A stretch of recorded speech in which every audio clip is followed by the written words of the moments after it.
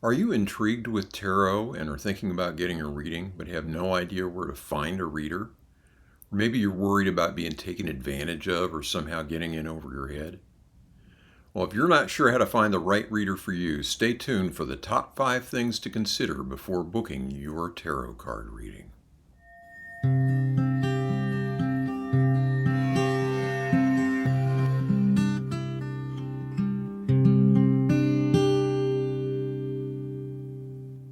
Well, hello again, friends. Good to be back with you. Brian No, Crazy Old Mystic from Cards of Light. Thank you for joining me again this time.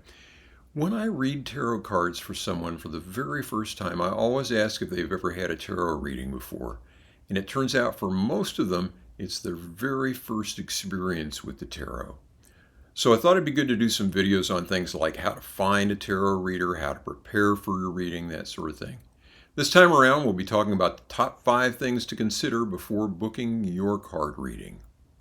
Just quickly before we dig into that, if you're new here, I'd love it if you'd subscribe to this channel so you'll see our latest content each time I post. And if you wouldn't mind to give this video a thumbs up if you like it, that would be much appreciated too. Okay, so you're thinking about having a tarot reading, but you're not quite sure how to find the right reader for you. Here's my list of the most important things to consider. Okay, so the first thing, you should start with yourself. What are you looking for? What are your own goals? Is there a specific question you have in mind about relationship or career or a specific problem or concern? You're looking for general life guidance or personal development? Or is it just for fun or curiosity? So it's a big difference whether you're looking for entertainment for a party versus help in making important decisions in your life. Having a good handle on all this will not just help you, but it'll also help your reader be able to better meet your needs. Okay, the second on my list of top 5 things to consider, basic practical considerations. So first of all, how are you going to find this reader? You may have friends that have been to a reading somewhere and they could give you a referral. If there's a metaphysical bookstore in your area, you might check there.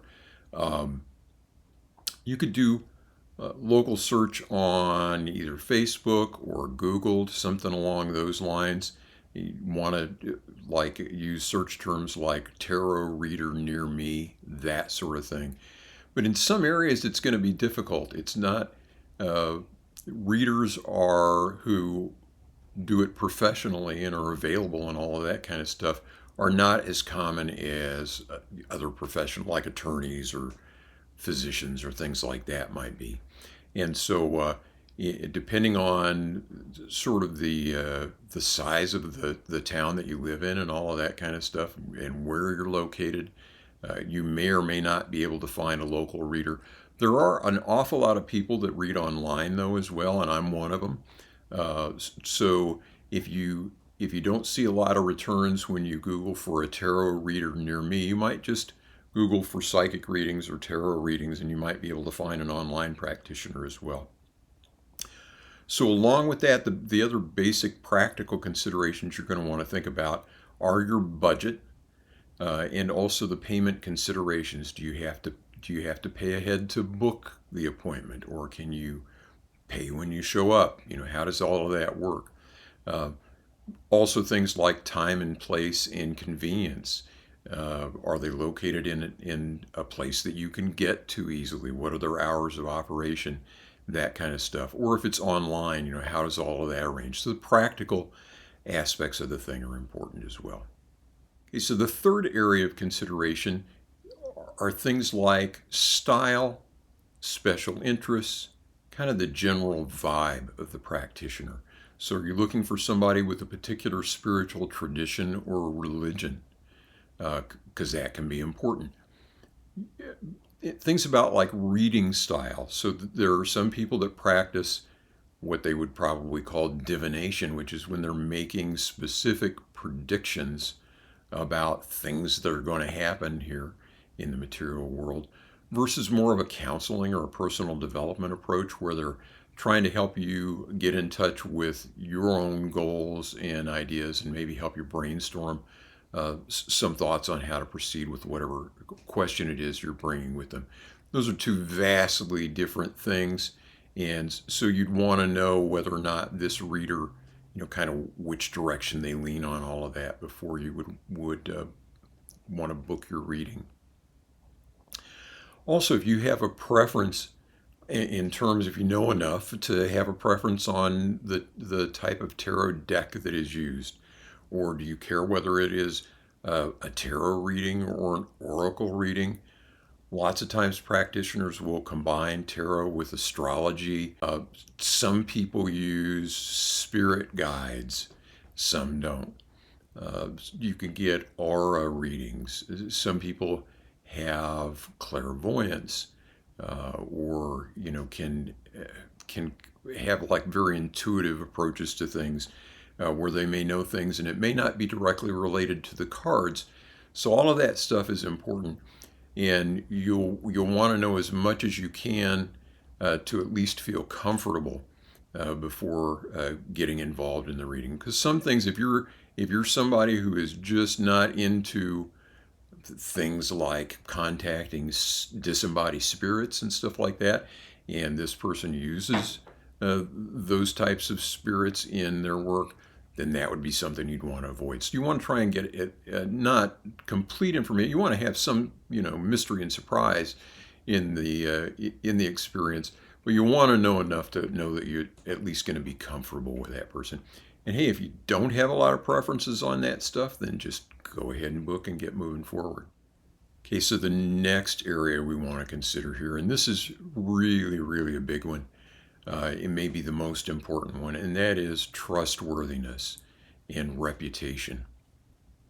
So this is a little bit hard to get at because although people can get certifications from different organizations and schools and teachers and stuff like that in reading tarot, there's no real widely accredited sort of certification or diplomas or anything like that on this. The fact of the matter is somebody could pick up a deck of tarot cards this week and decide, in a few weeks that they want to be a tarot reader, and they can start reading for others, and sometimes do. And sometimes those people are really good readers. So I'm not demeaning them or anything. I'm just saying you can't really kind of look up their rating like you could on WebMD for a medical practitioner or something like that. So you have to look for things like if it's a local reader, what is their reputation in the community? What are you hearing from other people that have gone to them? You could look at their website and see if they have reviews or testimonials, that kind of stuff. Could look at their social media, see how they interact with others there. And you can directly ask things. How long have you been reading? Do you have a statement of ethics? Which is pretty important. That's something that you'll see on my website that kind of talks about what I consider to be proper and ethical in terms of my obligations to the person that I'm reading for, things that I do and things that I don't do, things that I will not do with the cards. And so that can be a pretty important key that somebody takes it seriously if you can, and you can ask them, you can say, do you have a statement of ethics or something like that? Certainly okay to ask how long they've been reading. Some practitioners will offer a short consultation or just a short reading to kind of get acquainted. Sometimes those will be no cost. Sometimes there will be a minimal cost for that sort of thing. You can also ask if there are examples of their work you can see. Are they doing videos or things like that, or if they're doing write-ups for people. And that's another thing. You may not be face to face with some people, especially online. You may ask a question, and they may send you an email that has like the card and a write-up, for what it means to them and all that kind of stuff. So there's an opportunity sometimes for some back and forth there, but sometimes not as well. So you can ask though, is there any way that I can kind of see the type of work that you have done uh, before booking a reading. Another really important point here is if you're not paying cash, then is there a legitimate payment portal? So, like some practitioners online will use Venmo or PayPal or Square, and even some local readers will use resources like that for payment. So you want to be sure that it is that if it is not cash, that it is not sketchy, and that it is a secure uh, portal of some kind. If you're going to be giving credit card numbers and that kind of stuff out. So that's something to make sure that you know about it. And it's good to know up front, hey, how much is this going to cost, and what am I getting for that money, to make sure that the financial arrangements kind of all check out and make sense to you. Okay, the final thing to consider here, I think, on my top 5 list is red flags. So you may do all of your due diligence to try and find out whether someone is kind of legit, and whether or not you'll be in good hands with them and be safe with them. But there, even with doing that, there may be some red flags that you'll run into. And these would be the top ones that I would look at. So if someone is asking you for too much personal information too early, um, sometimes readers certainly will ask for a little more detail when you ask a question, to make sure that they are answering your question well, to make sure that they understand the situation and that they're meeting your needs. But if they're asking for just too much stuff, or it feels like they're prying, or something like that, if you're feeling uncomfortable, then that may be a good sign that you're not in the right place.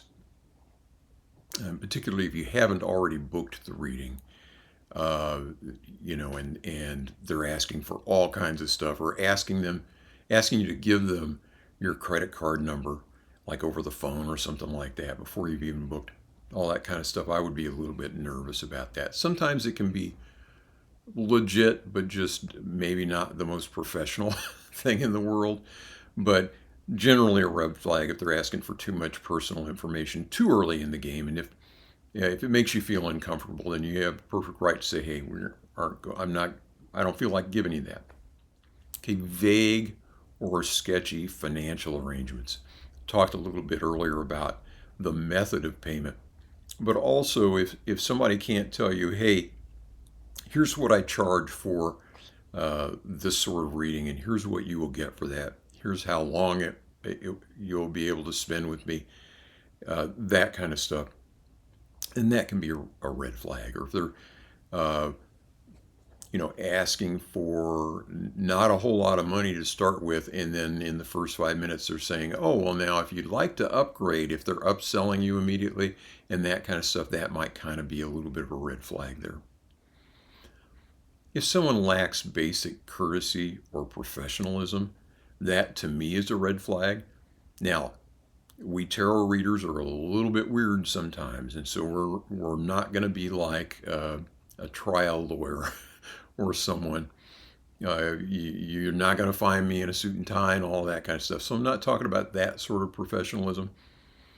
But if if somebody can't show up on time, if they can't give you direct answers to basic questions about the process or about how they read and that kind of stuff, if you just get the sense that they're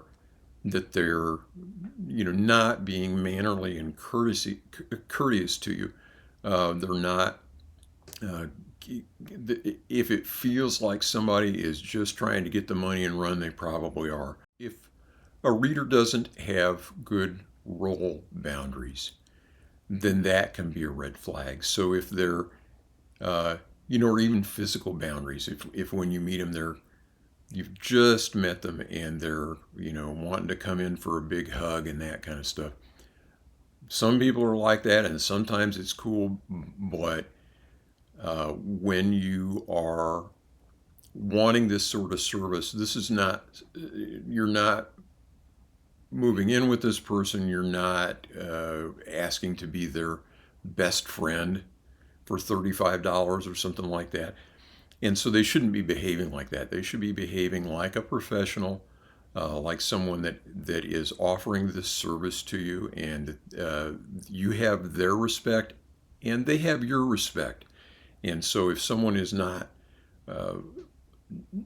just respecting your boundaries, but also creating their own in this role, then that would be a little bit of a tip off to me that they may not be all that they are cracked up to be. So that's just especially a bugaboo for me, but lack of role boundaries there.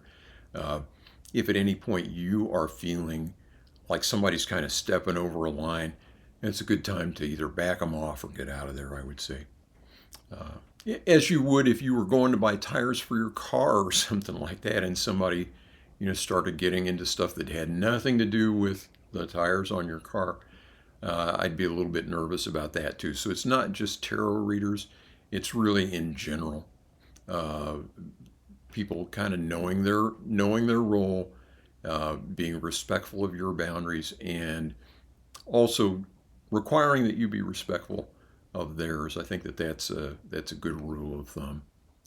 If someone is, I don't know a better way to say this, usurping your power or agency of your life, if they're telling you, oh, you must do blah, blah, blah, blah, blah, or if they're pressuring you in a way that doesn't feel good, or if they are um, assuming a role that is not appropriate in terms of power or agency.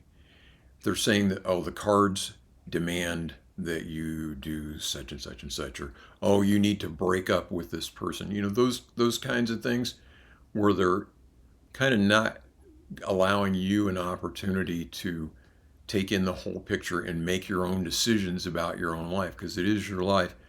Then that to me is a red flag. And it also, it's not just that it's not going to be as useful information for you, but people who tend to do that, who tend to kind of take on other people's agency and their own decision making and their own authority over their own life, sometimes will push into areas where they will abuse that further. And it's just kind of the start of that process. If they find out that they can take power over you, then they may push it further. So in situations like that, you just kind of want to be on guard. I will say that probably 90% of the practitioners that you find out there, especially people that have been in it for a while and that do readings face to face, you're not ever going to run into that. But sometimes in the online spaces, it can be a little bit hard to discern. Uh, and sometimes face to face, you'll find people that just really kind of get off on taking power over someone else's life, even in small ways. And you don't want to get involved with that if you can avoid it. So that's my list of top 5 things to consider when you're looking for a tarot reader. What's your top concern or question that you would have when choosing a reader? If you have other ideas or questions that I haven't covered in this, I'd love to hear from you. You can either leave comments here or visit the website at atarotjourney.com and find my contact information there. But yeah, I'd love to hear what you think about any of this. If it makes sense to you, or if you've got other questions or concerns, I'd love to hear about those as well. And you can see examples of how I approach the cards and how I read here on this channel. I do full readings each weekend, and for the week to come, I do one on Thursday for the weekend, and then one on Sunday for the week to come. And I also do a daily card reading in YouTube Shorts, so you can check all of that out while you're here on the channel. And please subscribe to the channel if you haven't already, and if you would give this video a thumbs up, that'll help it reach more people. So I hope this has been helpful, and I do hope to hear from you. I'll be back soon. Until we meet again, I wish you peace.